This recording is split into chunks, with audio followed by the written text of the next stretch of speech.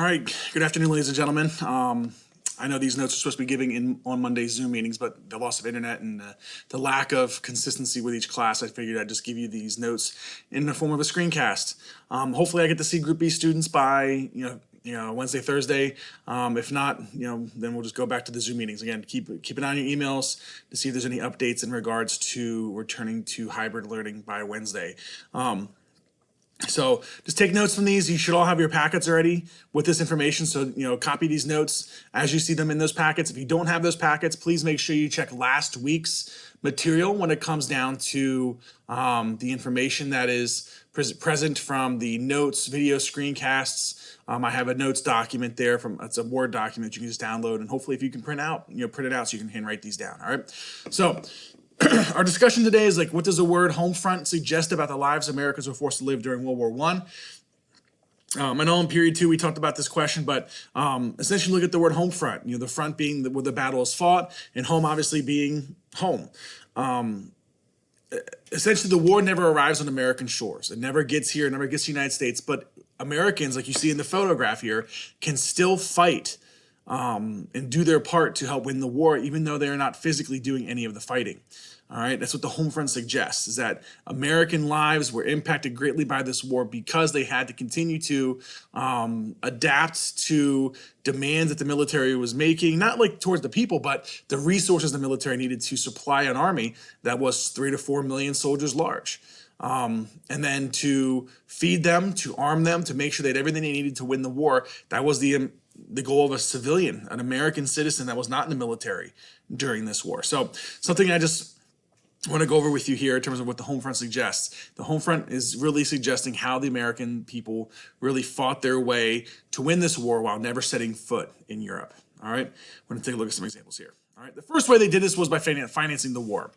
Financing the war was done by Liberty Bonds, which was a special war bond sold by the government, where 25% of all costs were covered in the war were covered by Liberty Bonds. Essentially, these are private payments where you have people would give up some of their own money, some of their own cash to buy bonds to help support the war effort.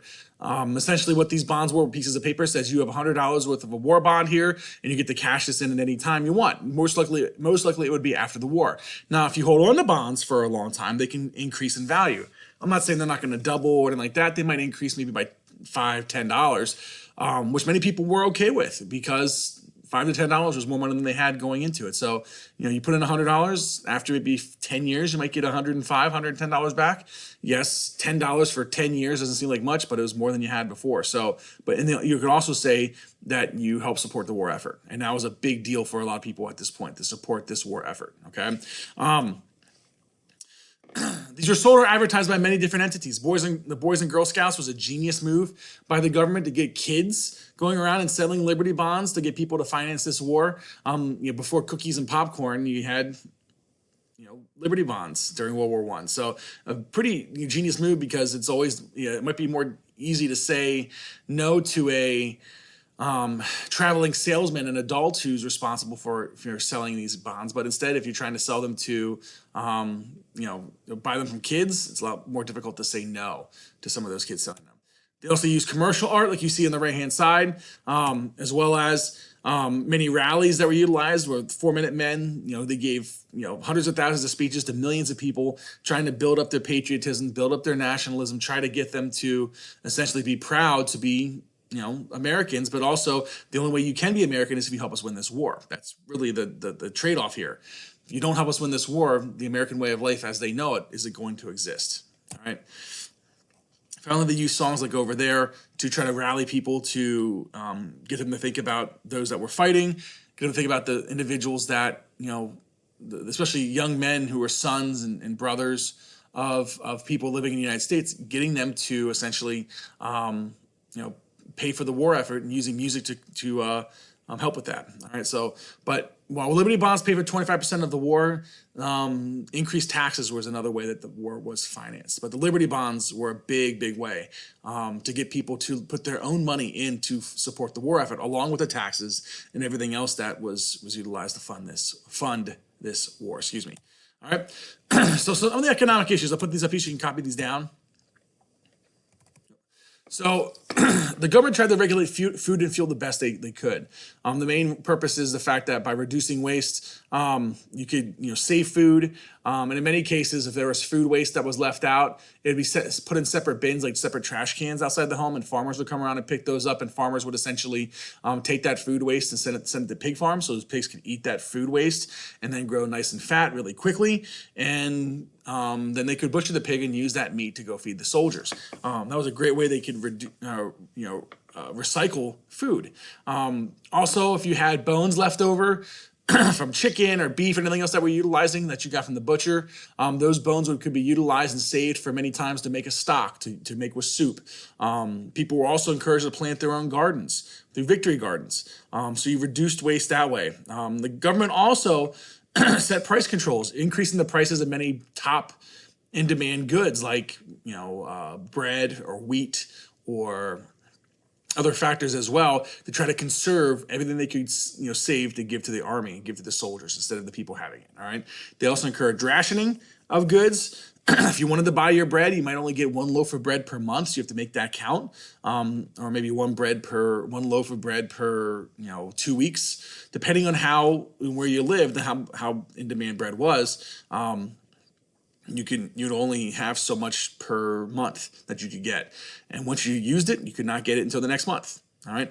They also encourage daylight savings time here as a way to conserve fuel, because in order to make the workday something that was more bearable for individuals. Obviously, where we're at now with daylight savings time, just switching back, going back to standard time, it gets earlier. It gets light earlier. I'm sorry, and it gets obviously dark sooner.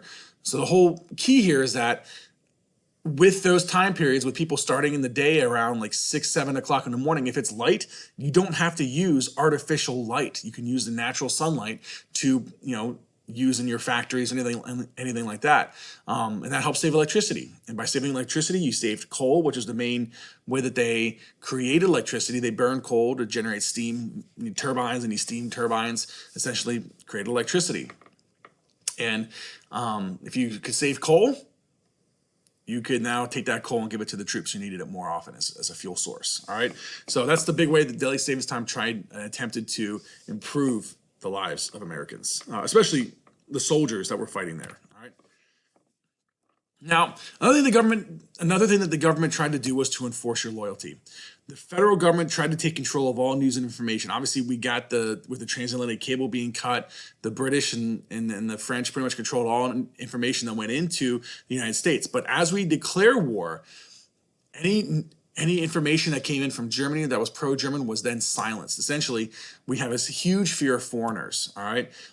We believe that many people were spies and secret agents. Anyone that was coming in from Germany was turned right around and sent back home without even, having some sort of, proof of origin or like that. They just were turned right around. In fact, immigration shut down a good bit during this time period.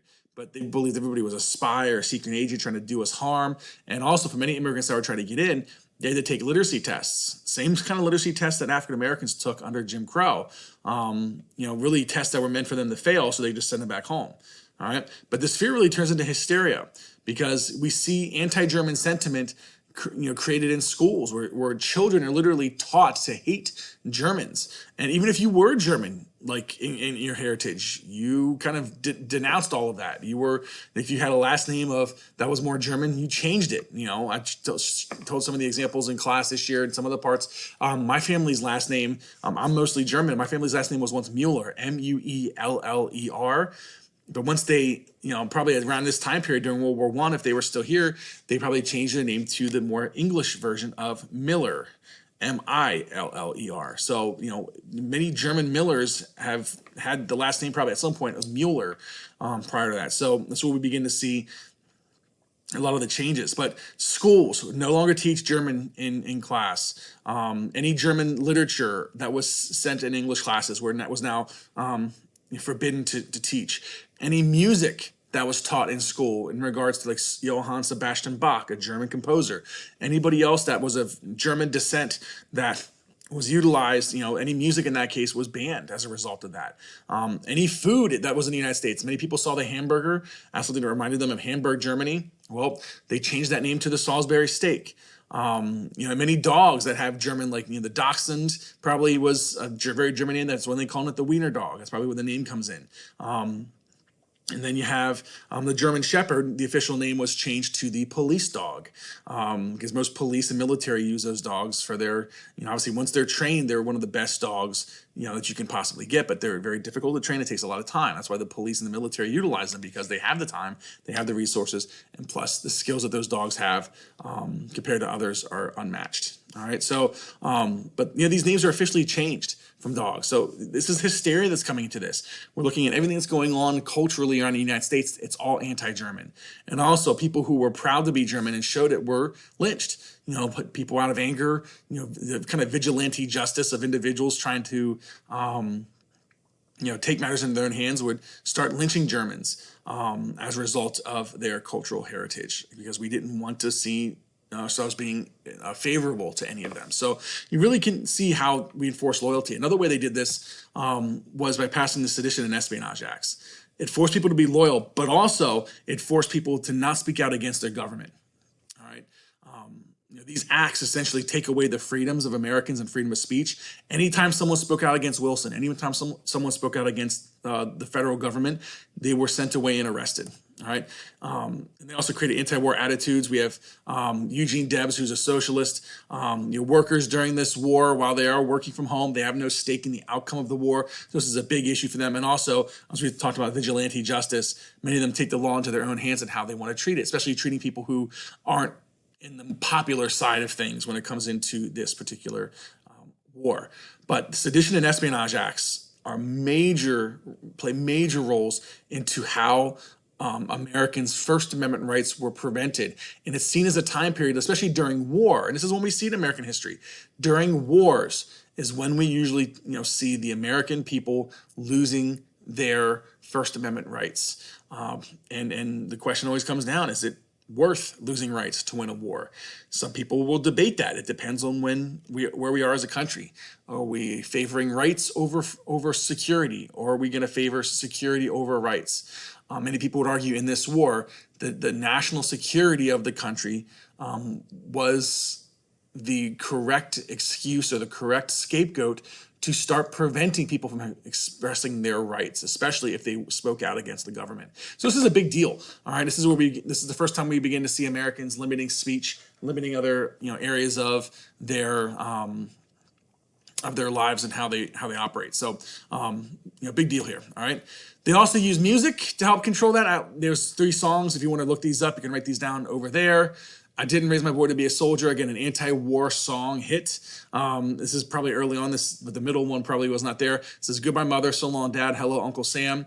Some of these titles were very, very odd, but how they tried to really take a lot of these songs and these thoughts and these feelings about this war, getting them to